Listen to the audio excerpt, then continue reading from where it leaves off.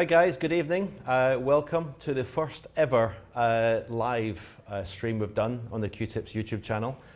Here with Joe Perry. How you doing, mate? Hi, Stephen. Good. Right. We're going to do a little review of the recent UK Championship. Obviously have a frame as well, and look forward to hearing any questions that you guys have got later on. So come on, have a break. So what did you think of the championship? I thought it was really good, actually.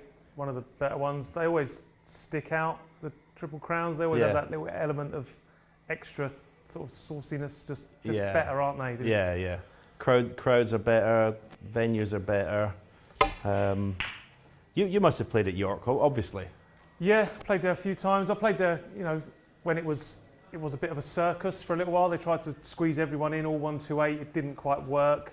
I think it's back now to its best, really, with the top 16 plus the 16 qualifiers. It feels like one of the special, majors again. Feels special, yeah, because you got the whole judgment day and everything for the qualifying. What was your first year UK Championship? It was actually the very first venue I ever qualified for. I played Joe Swale at the Guildhall in Preston. All right, okay. It would have been about 95, something like that. I think 96 maybe. Yeah, I lost, but it was that was a good shot. Back then it was 2 sessions as well. It was the best of 17s then. Yeah. So first rounds this week. I think Judd would arguably the toughest draw. Do you reckon, Steve Maguire? I think he would have been the one a lot of the seeds wanted to avoid. Previous winner, he wasn't going to be overawed by the occasion, the venue, and he showed some good form in the qualifiers, didn't he? But it was a good stern test for Judd early on. I thought the top 16 in general, apart from 1 or 2, sort of breezed through it. I thought wasn't too many. A couple of the top 16 would like to have played better, I think. Yeah, they're struggling a bit.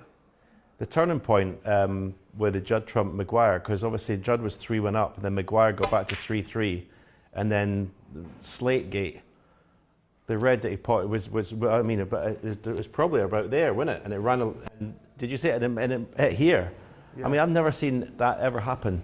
No. I've seen it happen in the bulkhead where people roll up behind the colours. There is 5 joins, isn't there? But it's like you say, it's normally that one which catches the players out occasionally. But I seen Stephen afterwards, and he was fuming, and he said that changed the match. He says because Judd was he looked a wee bit under pressure when Stephen came back at him. Yeah, Judd's been so prolific, hasn't he? Like been used to winning so many events, and he's been out of the winner's circle for a little while, and tight pockets under pressure, tight pockets. Also a big talking point last week. I've never heard so much talk about tables in any tournament for a long time. I think it was good. I've got to be honest. I preferred it. I think it was getting a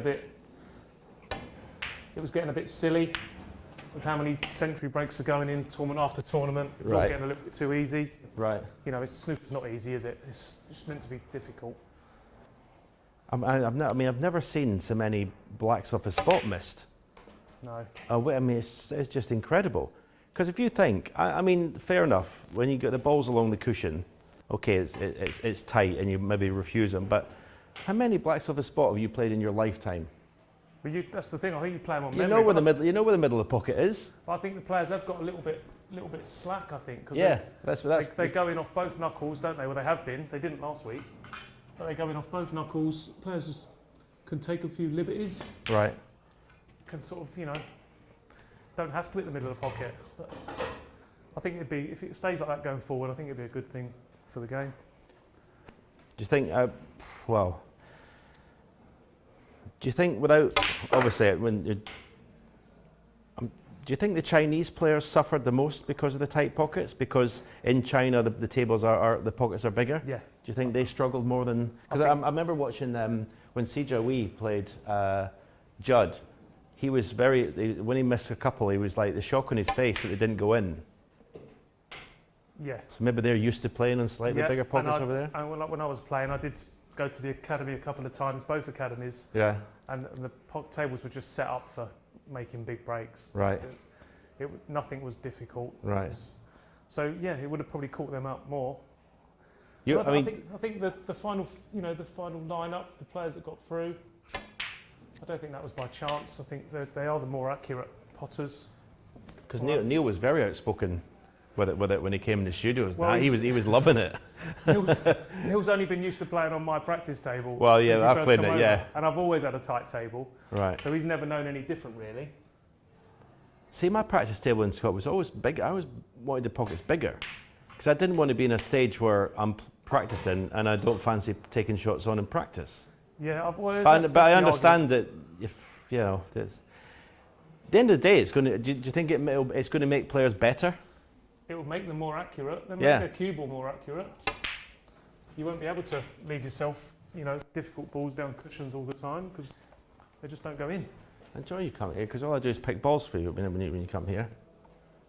In terms of first round performances, I'm talking to people that were really disappointed. I mean, Mark Allen and Kyron was like, I think the two worst performances from top players. I mean, Kyron obviously is having problems with the cue. He's forced to use a new cue, which is obviously not easy. But were you surprised how badly they played? Yeah, Mark Allen for me, I don't like to talk bad about him because he was always the player I just loved to watch. Yeah. Whenever I played him, he gave me so many hide-ins, and as soon as I got him around the black spot, it was over. Yeah. The cue ball never moved. It was quick. It was fluent. But it's just become like, I don't know. Maybe he's in search of perfection. Definitely took some of the attributes of his game away. For me, it doesn't look like he's enjoying his snooker at the moment. For me, you can tell when someone's. I think you can tell when someone's not enjoying it. They've got because even when Judd was in the final against Mark Selby in the Champions when he was using that other cue, you could tell he wasn't enjoying it. You could tell he didn't like the cue. And then this week, I thought Judd he had a spring in his step. Yeah. I thought he looked better, and in Saudi as well. But Mark Allen, as I say, I think I just doesn't look like he's enjoying playing. No, and the other year when he sort of changed his style a little bit, he had some success. He got to world number 1. He won a few tournaments. So maybe that's told him that maybe that's the way forward. But he doesn't look as dangerous as he once was. He's not as clinical when he gets in. Yeah, I was in comms doing that match with Scott Donaldson with Steve, and Steve was saying basically slating titanium ferrules because that's what Mark Allen's using apparently, and just saying it just doesn't suit anyone. Neil seems to be okay with it. Neil Robertson, he's done it, but I think he's a different kind of cueist to a lot of them. He doesn't use a lot of side. He doesn't. Yeah. He sort of really strikes through the ball every time. I don't think it makes that much difference to Neil. Right. But a lot of these players have all won major titles over and over again with a glass ferrule. Yeah. But for some reason, maybe it's that looking for that extra 1%. I don't know. Yeah. But it hasn't helped everyone. Ronnie also lost in the first round. Did you see his match? I did see his match. Yeah. And as always, he was. Brilliant when he's in amongst them. He's always going to score when he's in it. That's what he does. He'll never not score. But he looked a little bit, to me, a little bit rusty. He's probably not... a bit like yourself. He just doesn't seem to have that match sharpness. A few of the frames that, I mean, what happened at the end was it was like comedy hour, wasn't it? Yeah. Where Joe Long played a shot and left the yellow there for Ronnie, and then the green was there. I think the brown was there, and he put the green and landed a cue ball there, snookered himself. It was like, I don't know whether he got a bounce. I think I'm going to try and give him the benefit of the doubt because he's using the old chalk. So I don't know whether he got a little bit of a bounce on it. But but you say that maybe that little match sharpness, maybe that's what. Well, yeah, I think it seems a bit evident to me. Ronnie not only is the greatest scorer we've had, is when he was at his absolute best, his safety play was unbelievable. Yeah. He'd never be, that would be like a bad shot for Ronnie from the ball cushion. He'd always be within a couple of inches. Well, and he never, one thing, again, we talk about, you never see Ronnie in a long, scrappy frame. No. I mean, have you ever seen Ronnie play a dump shot? I've never seen him play a dump shot. No, well, The most boring shot in snooker. Yeah, a player comes out off one cushion, doesn't reach the pack, it's foul and a miss. Yeah. Most players just automatically have the balls replaced. Ronnie opens the balls up. He wants to get on with it. Going back to cues, I mentioned obviously Kyron was forced because he broke his original cues broke, so he had forced a new cue. John Higgins turned up with a new cue. Like literally played with it for days. I mean, it's like... Well, John's always messed around with cues, hasn't he? He's always had a bit put on, a bit taken off. And he won 2 tournaments last year with a cue that he said he loved.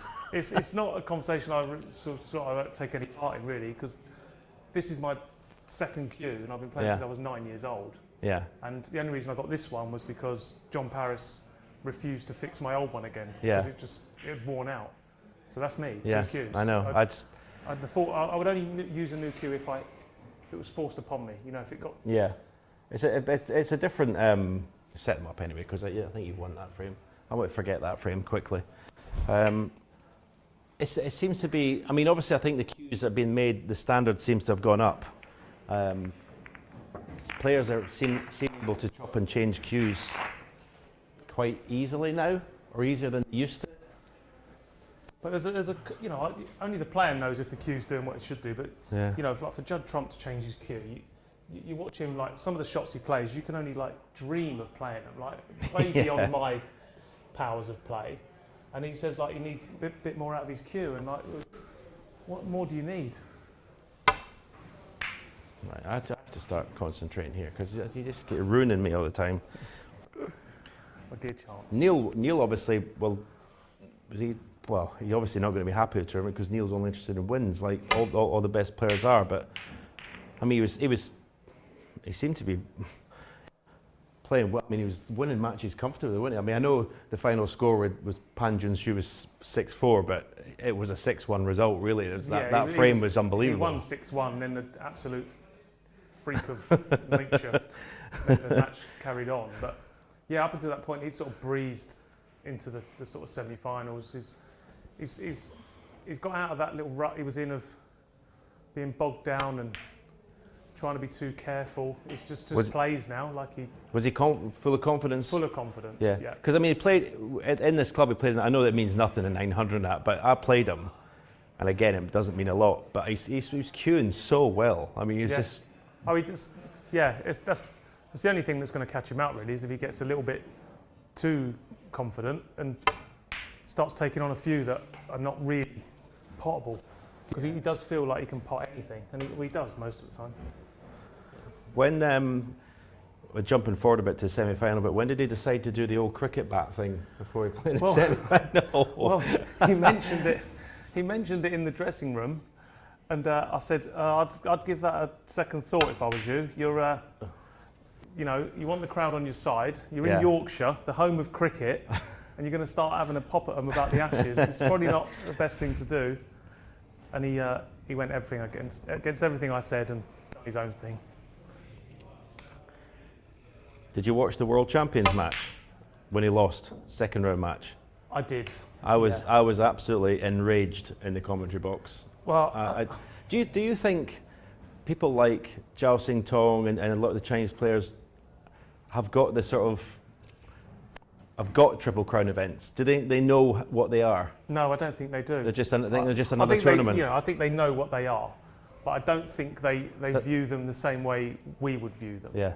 I think it is just another tournament. Maybe not the World Championship, because apart from Ding Junhui, like there's a few of them been in the top 16 for a few years now. No one's really threatened to do anything at the Masters. No. They just sort of rock up there and just sort of collect their money and go home. Whereas in China, they always seem a bit more up for the fight, up for the battle a little bit. Yeah. I mean, I was really disappointed in the way he went out, because he missed 3 or 4 blacks off his spot, and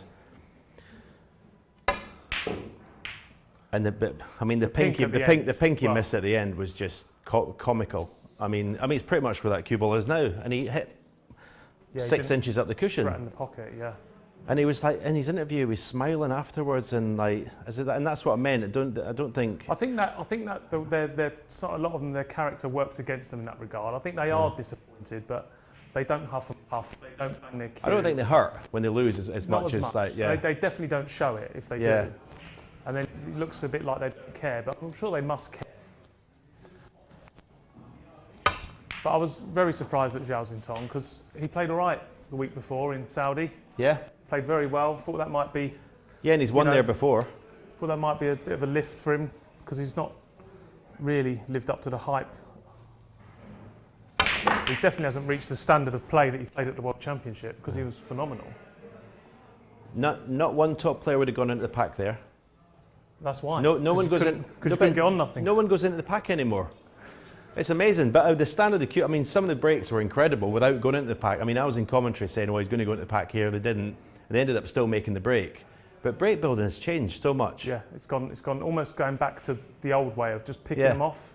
It's like they're scared of going into the pack in case they block the black up or they don't come out and they want to trust their cue ball control. And yeah, it has changed. Yeah. Neil goes in but then there wasn't as many centuries, was there, this time? I know the pockets were a little bit tighter, but I think shot selection, like, it's probably more to do with it than the pockets being tight. Yeah. Listen, it may come round full circle, and they might start going into them again. I couldn't even see that. I mean, I don't know. Couldn't be bothered to play something else. Well, actually, break building's definitely changed. Even Judd, almost like refuses point blank to go into the pack. It's almost like their cue ball's so good now. Yeah. They trust it to get anywhere, whereas once before they want all the balls open and sort of land anywhere, land in areas. They sort of back themselves now more. One of the frames, one of the matches of the tournament was Sean and John Higgins. Yeah, very good. Sean's decider is probably one of the most solid frames I've ever seen him play. Yeah, I mean, John's he out sort of played John in the safety department. Well, maybe the Ebden factor is sort of starting to creep in because we all know how good Sean is as a cueist and a break builder. Maybe just get that little bit of his game developed. Do you think, because Sean, he didn't play well in the next round, he sort of scraped through against Pang Junsu. Do you think, I don't know whether Sean finds it difficult when he's favourite in a match, expected to win a match? Sean? Yeah. I don't know whether it's... Yeah. It was completely, because then he played well again against Selby. Yeah, that was a good match, yeah. Some players have always been better when they're the underdog, haven't they? I think not everyone likes being. It's a different sort of pressure being the favourite. Not that I had to put up with that for many times in my career. This is good. This is good.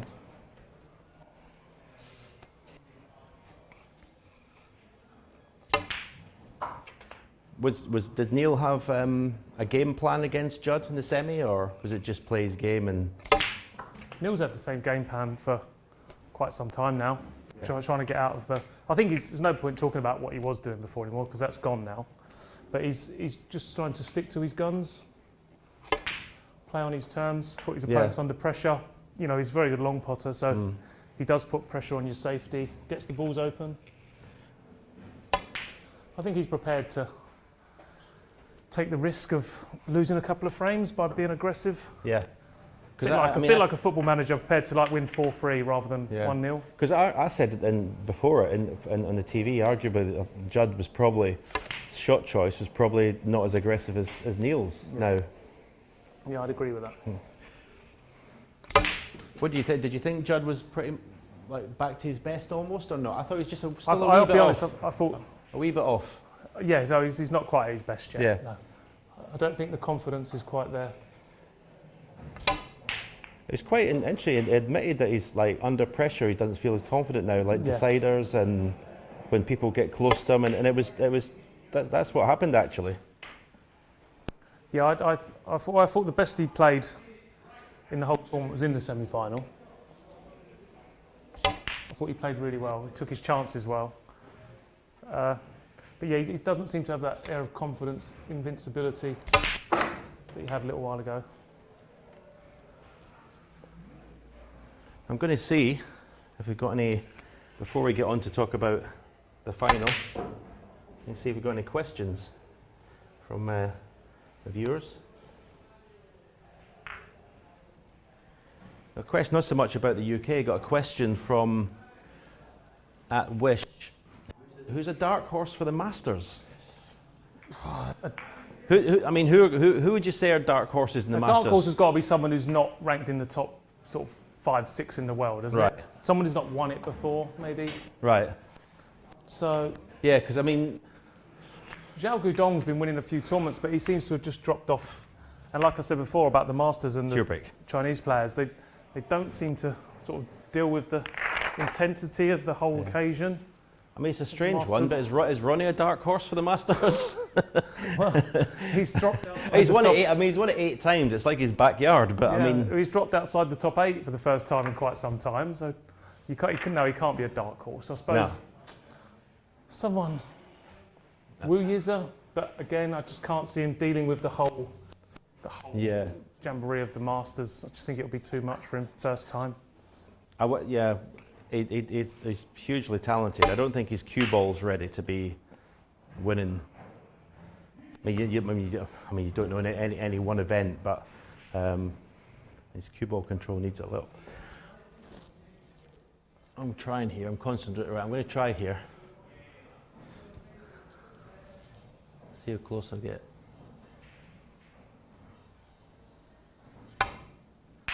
You just got to concentrate.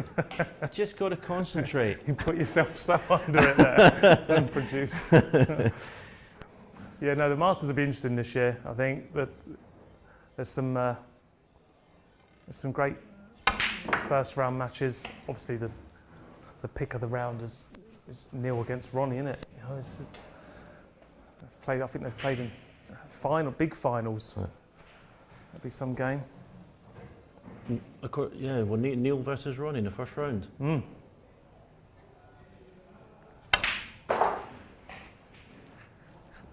Yeah, the UK, it's just, you know, the venue is great, isn't it? It's so established now. Yeah.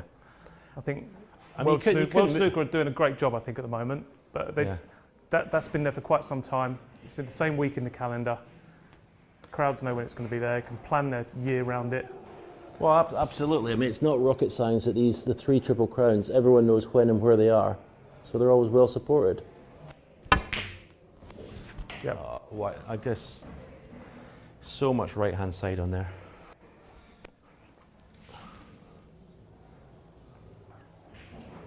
Have we got any more questions?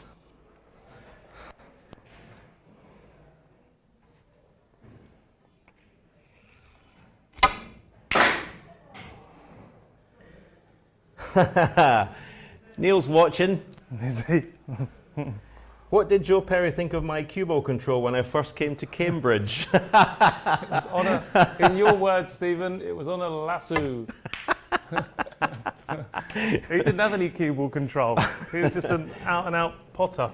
I remember I played him in the first round of the world. He used to put more blues into the ball pockets than he did the middle when he first come over. Was it like, I remember I used to watch Willie Thorne in the comms box, and if there was anyone sort of low that he didn't like as a player, they'd be in first, red, black, and he'd say, watch this. He says, 2 shots, they'll be up for the blue, and they would be like. So is that what Neil was like? Was it? He wasn't that good. Honestly, he was an unbelievable potter. But he's come a long way. Put it that way. Well, it's come a long way since I gave him advice. Yeah, that helps. Jamie Furness. Shootout winner prediction. Oh, good luck. Good luck. I presume Neil's not playing. No. It's a shame that the top players don't. And I'll be honest, it's back to exactly where it should be this year. Yeah. The first year we done venue. it at Blackpool, it was perfect. Yeah. Really good venue, perfect for the shootout, and I'm sure it'll be a great little tournament. But picking a winner, well. I heard a rumour. Don't know if it's true that. They want to sort of dumb it down a little bit, make it a little bit more serious. Well, Wouldn't be a bad thing because it's got potential to be a really good tournament. Surely the horse is bolted. How do you tell yeah, people no, to not? Yeah, you're going to tell them to stop shouting now. But it's it's got the potential to be a decent little event.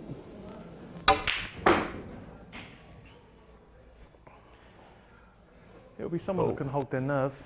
Here's one. Rob Mac 123. What's your opinion on the controversial cue ball placement with Wu Yiza and Michael Holt?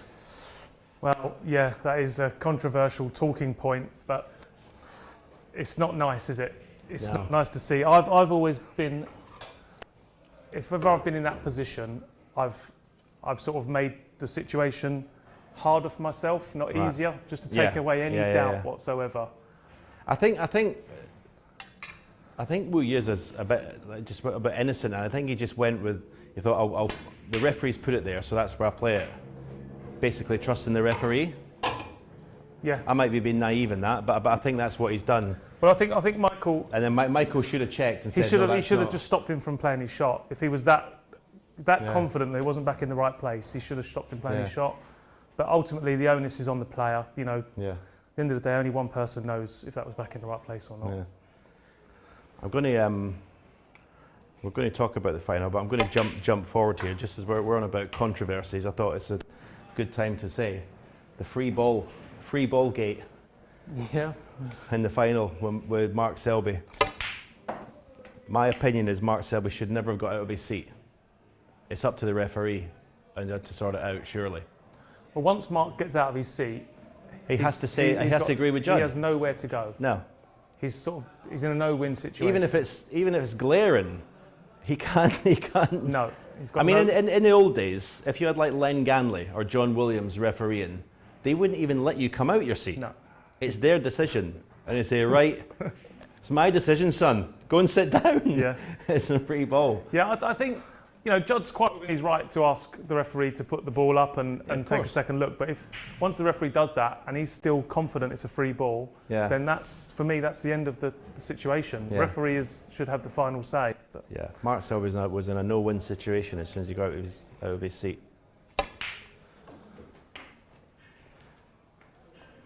Let's see if there are any more questions. The questions are controversial.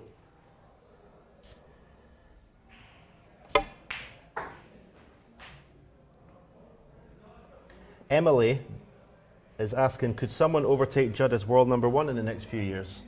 Oh, definitely. I mean, Zhao Xing Tong's got a lot of points, hasn't he? Yeah, it's not so much. It's what Judd's got coming off. Well, what has he got coming off?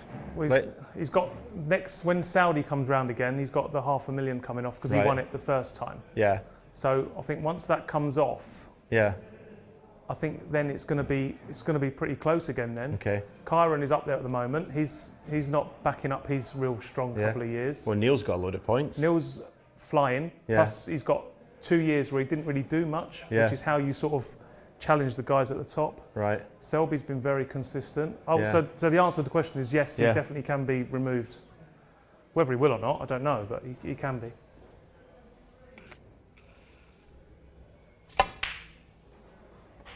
Matthew Wahara, can either of you see John Higgins winning another Triple Crown event?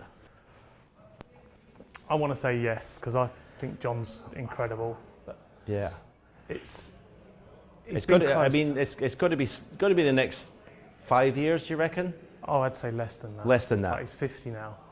I know snooker's not the most physically demanding sports, but to concentrate for that amount of time to win a Triple Crown, I'd say the Masters is his best bet, but his record at the Masters is not great for how much of a legend he is.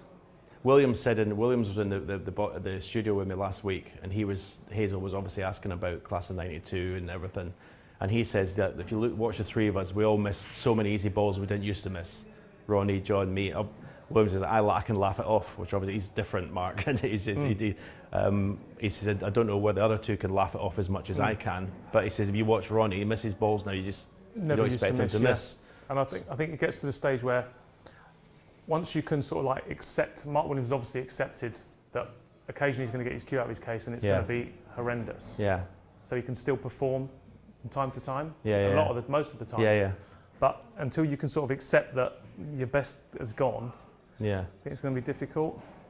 But John's proved he can still win major Well, tournaments. they won the Tour Championship last year, which is long frame Yeah. matches. So It's a similar sort of thing, isn't it? It just hasn't got the spotlight of the Triple Crowns. Yeah, I doubt slightly where they can win if he keeps chopping and changing cues. That would be my only fear. Yeah. Maybe you can win another Triple Crown the way you're playing here. If they played all the tournaments on this table, I'd think about coming out of retirement.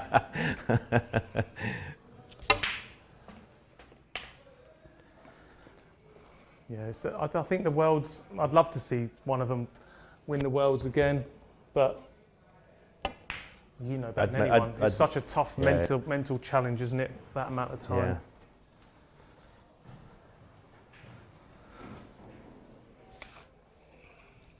Yeah.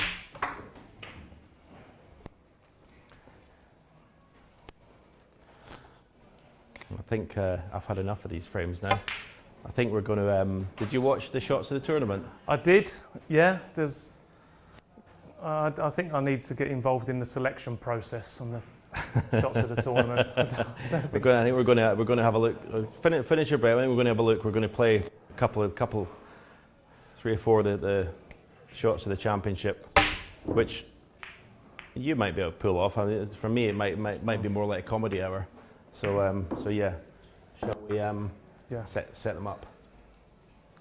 I'll have a little crack at some. I don't really fancy the queuing deep screw ones. Well, I couldn't do that when I played 5 hours a day. No, you can't reel in this table. So we've got some more. While we're setting them up, Jack Taplin. Who will win the World Championship this year? I think I've sort of got to say Neil, because I'm working with him and I see how good he is on a daily basis. He's playing incredible, and it's about time, you know. But I think at this current moment, I think, you know, Selby looked great in the Champion of Champions. His confidence is up. His course and distance. I think Selby's going to probably go in for me as the favourite. Right.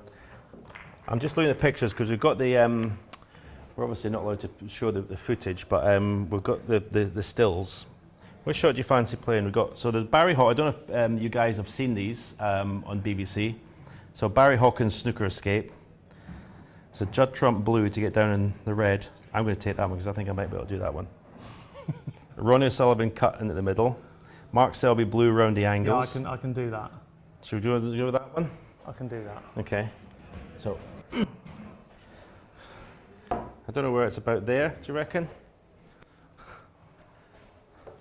And the yellow is saying that, brown, green, something like that. And yeah, so basically you got position on this red. Was that where the white and blue was? Something like that, yeah. Yeah, that's pretty good. Happy with that? That's pretty good. 3 cushions.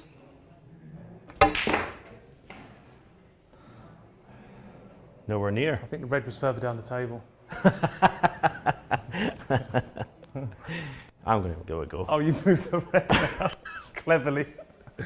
I don't know, is it like that? Something like that?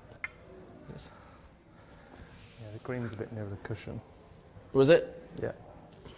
What, like there? Yeah.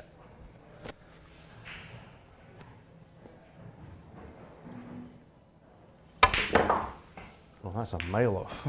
That's a mile off. That's a mile off. So right. We made a hash of that one. That's a win for you. So let's do the Barry. Let's do the Barry escape. Yeah. So go. Blue's on the side cushion. Right. While we're setting it up, we go to the final. How good was Selby the first 5 frames? Yeah. Unbelievable. Virtually unplayable. Yeah. When he's at his best, he is unplayable, isn't he? Yeah. Because he's got everything. He's got everything. What do you do? What could possibly be your game plan to sort of get the better of him? Unless he ended up missing an easy ball. I mean, that was unbelievable. He missed that. Yeah, I don't know how he done that. It's harder to miss that than pot it. It's almost like he's just giving Judd a chance. Yeah. So, yeah, the pink. Yeah, so there was some balls up here, but yeah. But this is one, we're just going to try and hit this one. There was a few more balls, but yeah, he was trying to hit this one and he sort of swerved round. Yeah, he swerved around. They had to swerve around the pink. Swerve around the pink that way. Yeah.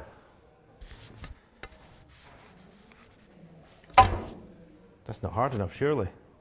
I think I've potted it. Usual. How? I mean, you made that look easy. How is that a hot shot? It's not a hot shot. That's why I said I need to get involved in the selection process. How did you do it anyway? There's 8 days of like that? incredible snooker. You don't need that much on. Imagine 7 times world champion, by the way. Right. I'm going to play one. I'm going to play one that I'm going to get the Judd one up. I think I can play this one. I think I can. So at 5-0, did you think the final was going to be like? I thought it would the evening would be a bit of a procession, a bit of a waste of time. People regretting buying the final tickets. But every credit to Judd, he made a good fight of it, didn't he? He fought hard. You expect nothing else really. No. He's world #1. He's not going to just roll over. But some of the balls that were missed at night was like. That was the Selby we see occasionally when he's not at his best. He just sort of. So you just can't believe he's missed. He goes from one extreme to the next at times. Do you think one thing with Selby that he never doesn't a lot win matches really easily? You find that he doesn't really beat many people like 6-0. Ronnie always beats someone the way he should beat them. Yeah. If you think Ronnie plays so well, Ronnie wins 6-0, he generally wins 6-0. But Selby doesn't seem to do that for some reason. I'm sure it's not just because he's a nice guy. Surely he doesn't want to hammer it home to someone. It can't be the reason. But I don't know. Maybe when he's in such control, he does switch off. Yeah. And he sort of concentrates more. He's more of an animal when he's Right, when they're sort of level terms and because he should have went 8-2. Yeah, he should have. So, yeah, I mean, I was in commentary box because I had to drive home, so I was like, oh my, when it went 7-3, I was like, oh no, you're all night. Right, okay, so I've picked probably the easiest of the hot shots.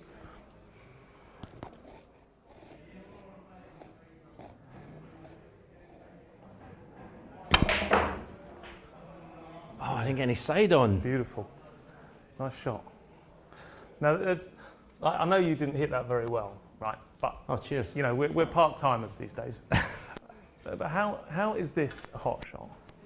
Well, I know it's just a positional shot. Called John Parrott. He picked him. I don't play the game anymore.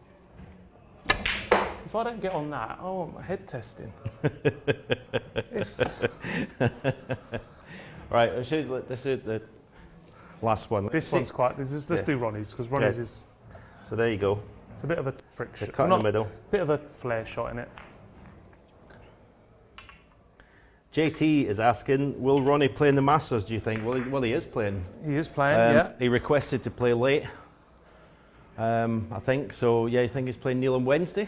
Wednesday night. Wednesday night. Yeah. Wednesday night. So, yeah, Ronnie is playing in the Masters, which is obviously, if he doesn't play, the tournament's lacking, isn't it? Absolutely, yep. It wouldn't be the same, would it? And I'm sure if Ronnie doesn't win it, whoever wins it will want Ronnie to have been in the tournament.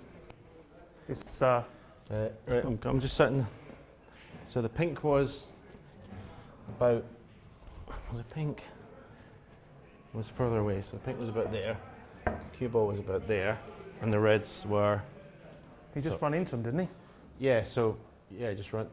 It was a natural angle. He just had to make sure he potted the black. Is that a natural angle? Yeah.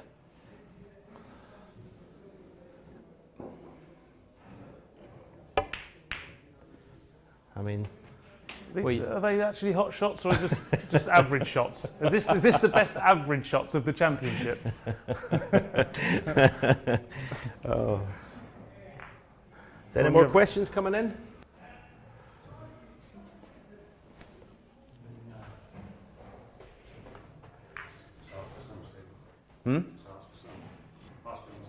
Yeah. Guys, get your questions in. It's not long to go, but another 15-20 minutes. So get your questions in and check out the new Q-Tips merchandise. You can scan the QR code on the screen or head to the Q-Tips merchandise website. Après Bays, the winter collection. Check it out. Let's set them up. Let's have a frame. I need to try and beat you in a frame. It's annoying. So if I let you win now, is that going to feel the same? Are you going to take it as a win? So who's your tip for the Worlds then? It's hard to say now because players are going to come in and out of form, aren't they? But if you played the Worlds, if the World started Monday, it'd have to be Selby, wouldn't it? Yeah, if you put a gun to my head now, it's Selby. I mean, Howie has not been past the first round in the last 3 years with his game. Well, he'll just be praying when the draw comes out. He plays anyone that doesn't live in Leicester. Yeah, well, he just can't seem to beat anyone that lives around the corner. Oh yeah, well, they obviously raised their game against them, didn't they? Wollaston, was it Wollaston last year? Joe O'Connor the year before. Yeah. Yeah. Can the curse be broken? Shintong. Finally. Do you know what? It could, for almost the same reason I thought Bracell could have done it. The fact that Shintong maybe doesn't take into that sort of stuff. The history, yeah. Maybe doesn't the history. Maybe he won't be bothered. And if he goes into like where he's playing well, yeah, he could break. By the way, yeah. Yeah, I don't think he'll win it. I think he will win it again because I think he's brilliant. Do you like that shot? Yeah, I love it. Yeah, no, I think he'll win it again. Are we going to see like it happen more now? First Chinese winners done. Are we going to see it like sort of every couple of years, 2-3 years? 12 Chinese there were in a draw for the UK Championship. Five in the Masters. It's what they, because I've had this conversation with people, like about 25 years ago, they said 10 to 15 years, you'll start to see the Chinese players dominate. Right.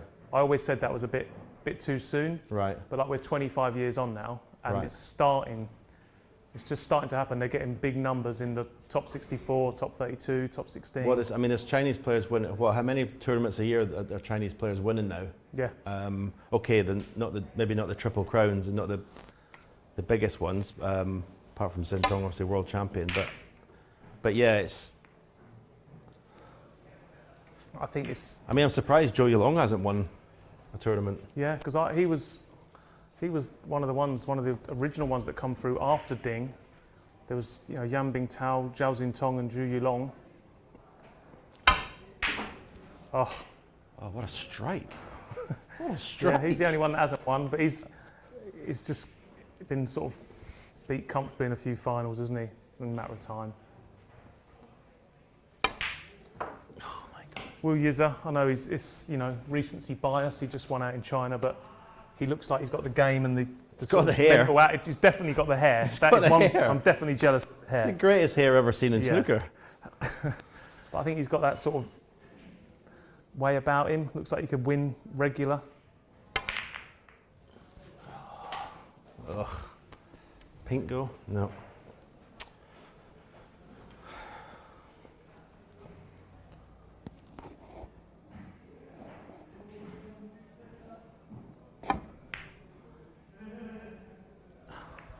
It's just not going to happen, is it? It's not going to happen. It's just not going to happen.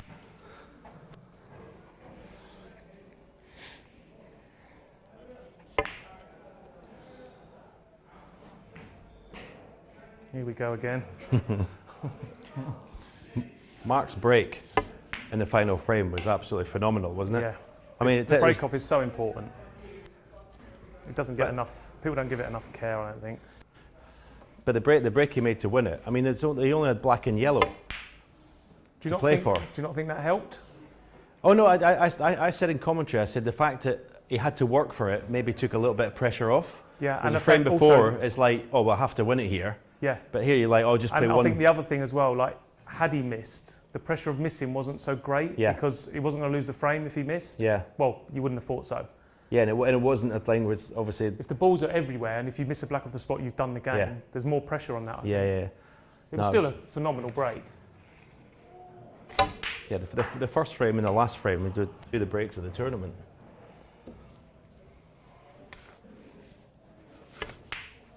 How many 147s do you reckon will be this season? I think there's 15 or 16 already in there. If they keep using that table from the UK Championship, not many.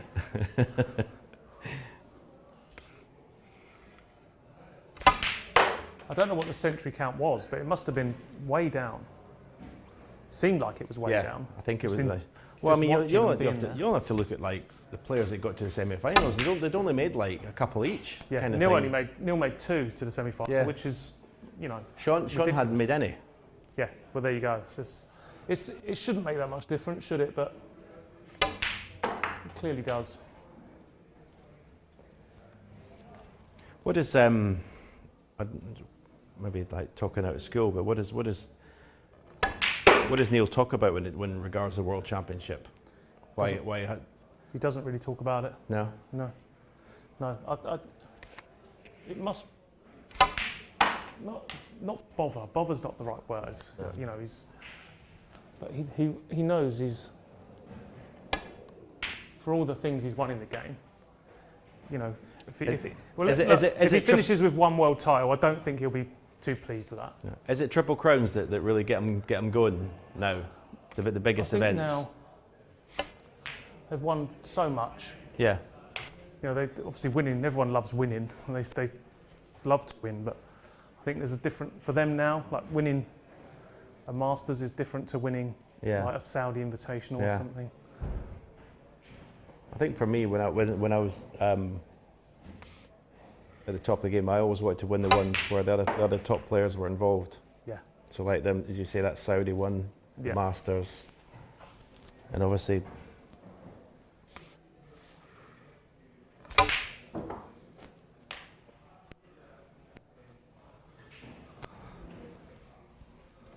You'd be blasting this down at the UK, would you? You'd be turning that down. I'm used to tight pockets, told you. Proper player. Check for a question. Proper player.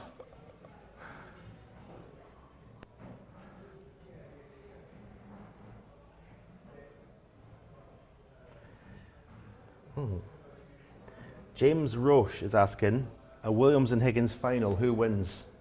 Let's just say it's the World Championship. Well, in the real heart of their careers, I would have been heavily backing John Higgins. Right. But Williams, now, I think Williams got a good record. Yeah, now I'd pick Williams now. I think. I don't know why I would have picked John Higgins, just because I've always just seen him and Ronnie as sort of there. Well, I think he's always been a heavier scorer, I think, than Mark. Yeah. Oh my God. If you take the sort of like Mark says himself, the odd like easy ball he misses now, take that away, I think he's as good now as he's like ever been. Like when he plays well, he is ridiculous how good he is. John Jones is asking if Mark Williams is better than me at golf. What's his handicap? Yeah, he probably is. He probably is, and it pains me to say. Oh, he's better than you? Yeah. No, he's not, is he? Yeah. He always tells me he plays off 10. Yeah, but every time he comes to my place, He shoots like 5 over. he's a cheat. Yeah, I hope you're watching. He's a cheat. That's a bold statement.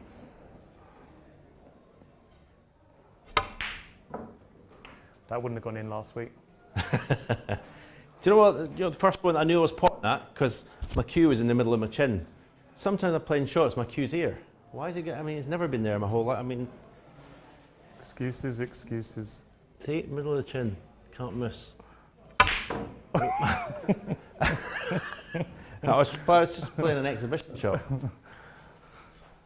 I don't know this guy. I played better against Neil in the 900. You're turning into my bogey player. Less pressure. It's a lot of good for me now. It's gone in. Let's see if there are any more questions.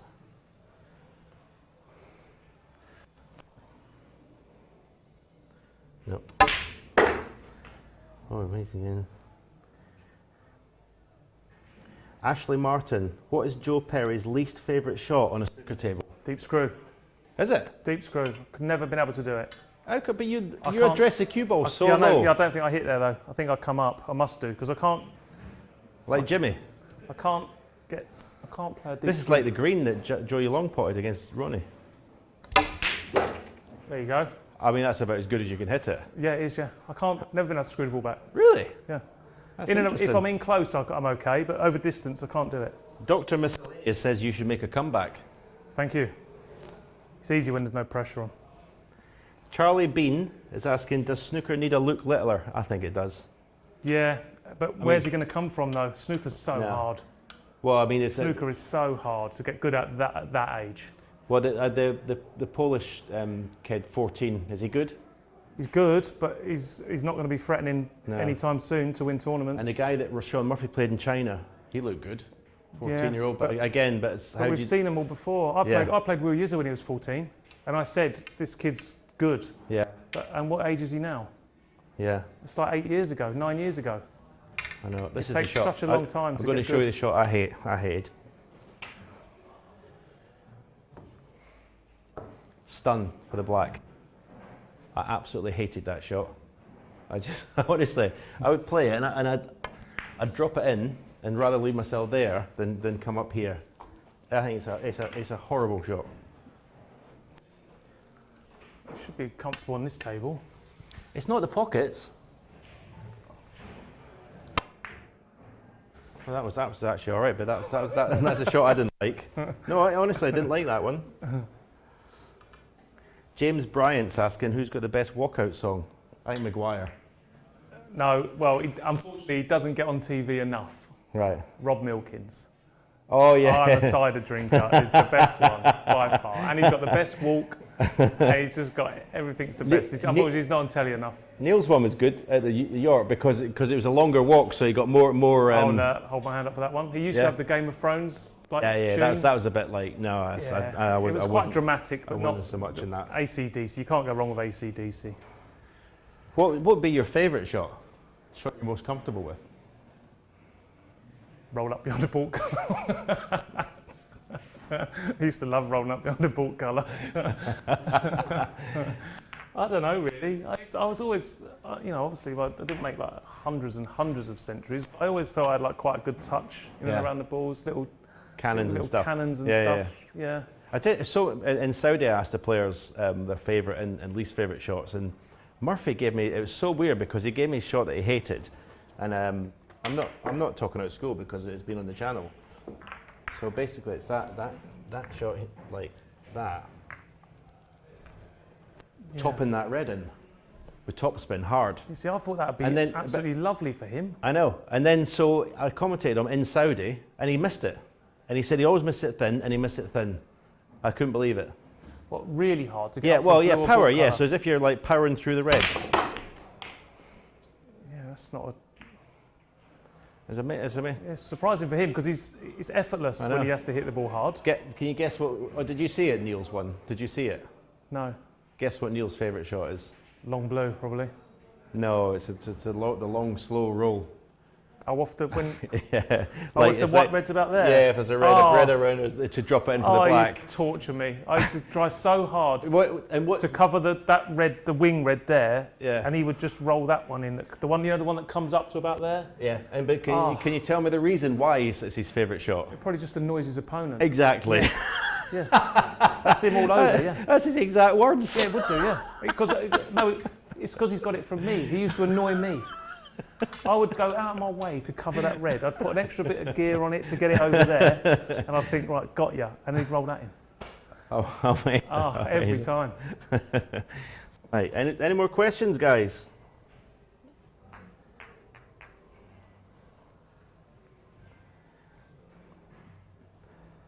Well, someone's saying Amazing Games, try the Tough Table Challenge, but I don't even want to try a Tough Table Challenge on this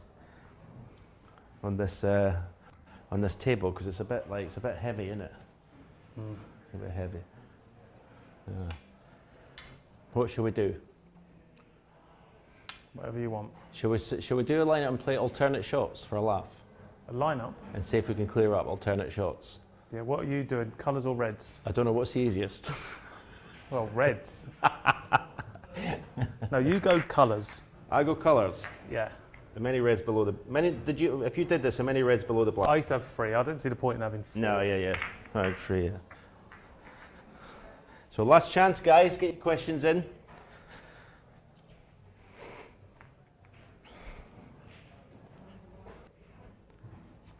Colours. Yeah, I should practice. This was pretty much the only thing I did in practice. Did you just vary it up? Did you like take all blacks, all pinks, No. or just Clear. tried to clear it up every time? 10 in a row I used to try and clear. Didn't care if you took blues, pinks, anything. And if I missed on the 8th time, I had to start again Yep. to go back to 1. You used to do that most days, did you? Going to have a little drink of water with my little Après Bays cup. Check out the Q-Tips website. The code's on the screen.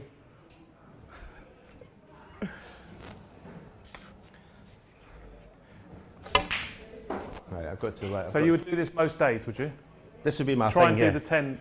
This would be my. If I was practicing solo all day, this would be my morning, and in the afternoon I'd play. If I was on my, I'd do like long stuff. But this would be. I'm nervous now.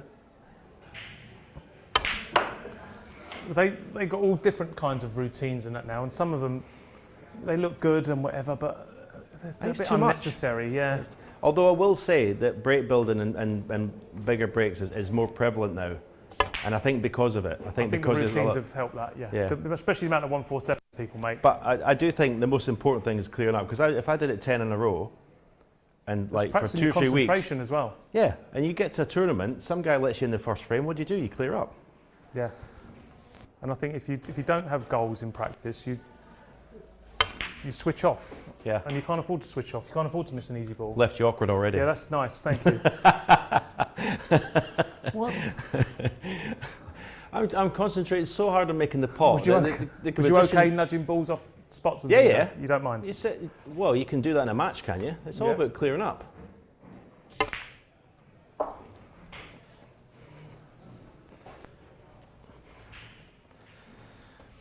What's easiest? Follow through.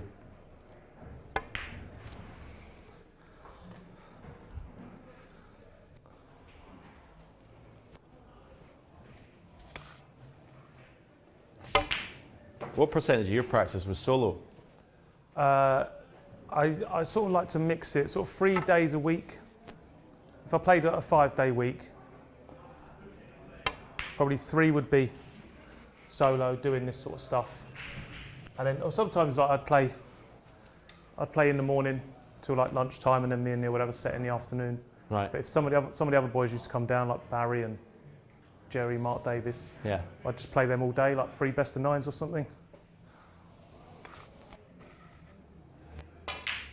Well, unless it was Gerard Green, he used to go home after the second one. My cue is so sticky. Can't even get it through my fingers. Right. Let's get the black back on the spot.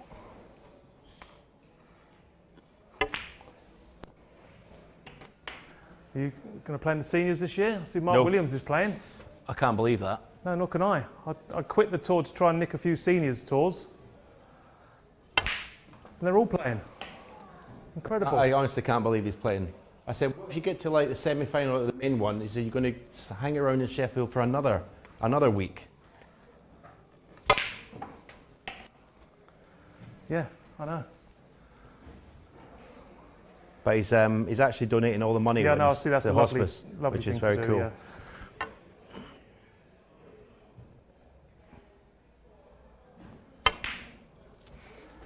Oh, I didn't hit that hard enough. Lovely.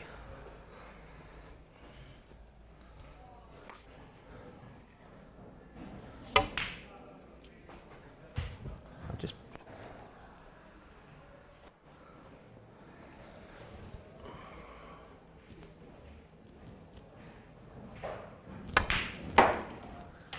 If World Snooker was going to bring a new tournament or an old tournament back, would you like to see a doubles event? yeah, I would. yeah. I think doubles. Not on this format, not Scotch doubles. I'd also like to see one. I'd say that the 900 was fun, and I think a tournament with safeties that you've got to hit a cushion. I think that's a big thing. Then you can't just roll up. Yeah, I like that rule. I think there's room to bring that rule into one of the, even something like a Home Nations event where you need to speed the play up with the roll on, roll off. Yeah. I think that would really help.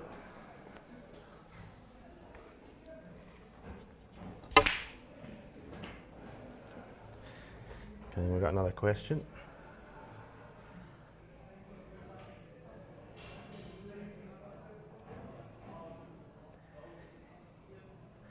There it is. Well, Andy Quinn, why are so many pros suddenly changing cues? Is it money? Are they getting paid to change them? Well, that would be the only reason I would change my cue if I was at the top of the game, like the players that are doing it. Yeah, I don't know if it is. I don't know the answer. Yeah.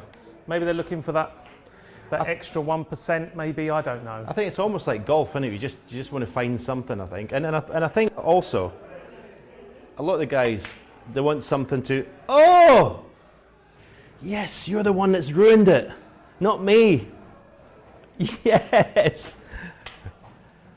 He's devastated. I am actually. Yeah, but it's not like golf. You Yeah, don't need that extra 10 yards, do you? You don't need it. But I think some of the players who've been playing for years, you need something to sort of make their practice a bit more interesting, maybe. I agree with that. Yeah, it makes you spend more time on the table getting used to a new cue. Carbonated dipping jam wants to know, which old venue would you like to see make a comeback? Well, we said about it earlier on. Like, as a venue to play in, the Guildhall was as good as any. Unfortunately, I'm not sure it's still there. And another one that's definitely not still there, but is iconic to snooker, was the Wembley Conference Centre. Yeah, that was incredible. That's where I won my 6 Masters. Yeah, it was a fantastic place. I never won a match there. You like I got that in there? I felt like I knew you'd get it in. I sort of teed you up. But do you know what I'm more famous for? That fucking black ball from Williams. Excuse my language. Sorry. That black ball Williams. That's what I'm more known for at the Masters than winning it 6 times. It's unbelievable. What, the black over the hole you missed? Yeah, the black over the hole. Yeah. Killer. Well, I loved it there. I never actually won a game there. I never looked like winning a game there. But it was somewhere I always wanted to play. Mine's is Goffs in Ireland. Amazing venue. Yeah, Goffs was great. And you know where it was really good as well? The Assembly Rooms in Derby was really good. Yeah, well, we've got the seniors in Derby, but it's not the same venue as it. I actually played in the Assembly Rooms in the Premier League. Oh, really? I played Steve Davis there. Really good venue, isn't it? Yeah, very good. Illusionary Box. What do you think of Bai Yulu? She's pretty talented, isn't she? I'm going to go out on a little bit of a whim here and say I think she is the best female snooker player ever to play the game. Right. At such a young age. Yeah. I know Rianne's great. She's won all them world titles. But you watch Bai Yulu play and she just, how can I put it? She just plays really good snooker. She scores heavy. She looks to get the balls open. She plays like the modern way. Do you think she can make, in the next 2-3 years, say a quarterfinal? Not sure. I mean, a lot might depend on draws and stuff. She's far from an easy game for someone in the qualifiers. She's capable of beating anyone in the qualifiers. Right. She's going to have to get through a lot of qualifiers to get used to playing at venues, so she can get more experience at the venues. What point the blue and the pink? What a shot! That counts. That counts. That's allowed. Yeah, I think if she can get to the venues more and more often, and get used to playing there, get comfortable playing there, then I think we could see her win competitive matches on TV. I've watched her play the Champions. I like the way she plays. She commits. She doesn't take a long time over the side shots, and she fully commits to it. I think she's. She's very good. I think she's talented. Right. Right, we're doing one more thing. Straight blues challenge. See who misses it first. Yeah, but this is your ballpark, isn't it? This is your. What do you mean my ballpark? Have you seen me queuing today? Yeah, the one you tried on, you smashed in. Wait now, who goes first? Go on, your favourite. Go on, I'll let you win a challenge.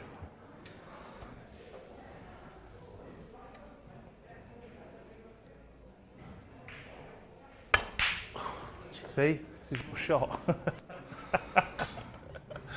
Oh dear. You would have gone the other side, wouldn't you, with a choice? Do you know why my cue's so sticky? Oh, I can't cue. I honestly can't put the cue through.